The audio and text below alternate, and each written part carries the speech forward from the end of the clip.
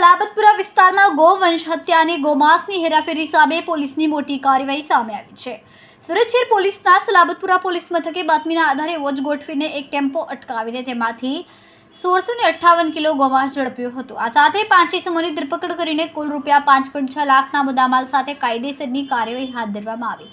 સલાબતપુરા પોલીસને માહિતી મળી હતી કે ઉમરવાડા પાવર હાઉસની પાછળ પીડી રેશમવાળા બિલ્ડિંગની સામે એક મહિન્દ્રા બોલેરો પિકઅપ ટેમ્પોમાં ગોમાંસનો જથ્થો ઉતારવામાં આવ્યો છે। મળેલી બાતમીના ધ્યાને લઈને પોલીસ દ્વારા સ્થળ પર વોચ ગોઠવીને ટાર્ગેટ વાહનને અટકાવ્યો હતો। ટેમ્પોની તપાસ દરમિયાન કુલ 1658 કિલો ગોમાંસ મળી આવ્યું। ગેરલાઇન ટેમ્પોની તપાસ દરમિયાન કુલ 1658 કિલો ગોમાંસ મળી આવ્યું હતું, જે ગેરકાયદેસર રીતે હેરાફેરી માટે લાવવામાં આવ્યું હતું। આ સાથે જ પોલીસને 3 લાખની કિંમતનો ટેમ્પો, 6 મોબાઈલ અને ₹14,300 રોકડા મળી આવ્યા। પોલીસે કુલ ₹5 લાખના મુદ્દામાલ સાથે આરોપીને ઝડપી પાડ્યા।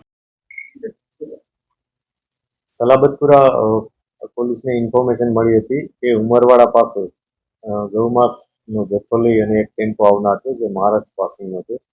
પોલીસે આ બાતમીના આધારે ત્યાં વોચ રાખી હતી અને જેવો આ ટેમ્પો આવ્યો એટલે એને તપાસ કરી હતી કે જેમાંથી શંકાસ્પદ માંસનો જથ્થો મળી આવતા વેટરનરી જે ડૉક્ટર હોય છે એમને બોલાવ્યા હતા, જે પશુ ચિકિત્સક છે, અને એમણે ચેક કર્યું હતું।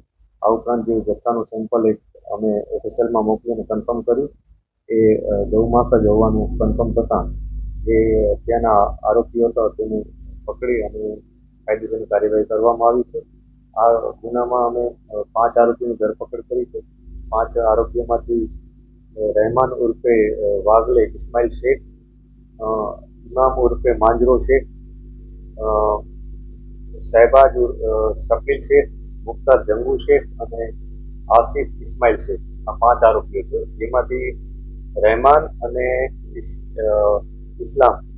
ઇમામ આ બંને જણા આ ગૌમાંસનો જથ્થો લઈને આવ્યા હતા, જ્યારે બાકીના જે 3 છે એ લોકો પોતે ત્યાં ગૌમાંસ જે લોકો આવ્યા હતા એ લેવા માટે આવ્યા હતા, એટલે ખરીદ કરવા માટે આવ્યા હતા।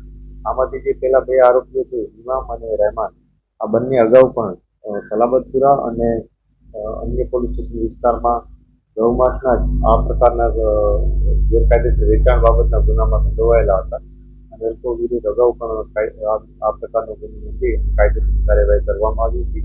પોલીસે આ 5 આરોપીઓના વધુ પોલીસ કસ્ટડી માંગી છે કે જેથી એ લોકો ક્યાંથી આ જથ્થો લાવ્યા હતા એ વગેરે માહિતી મેળવી શકે। ટોટલ 5,60,000નો મુદ્દામાલ પોલીસે જપ્ત કર્યો છે, જેમાંથી 3 લાખનો ટેમ્પો, 1,68,000નો ગૌમાંસનો જથ્થો અને અન્ય સાધન સામગ્રી થઈ જેમાં મોબાઈલ ફોન, રોકડ રકમ વગેરે થઈ 5,60,000ની આસપાસ રકમ થાય છે।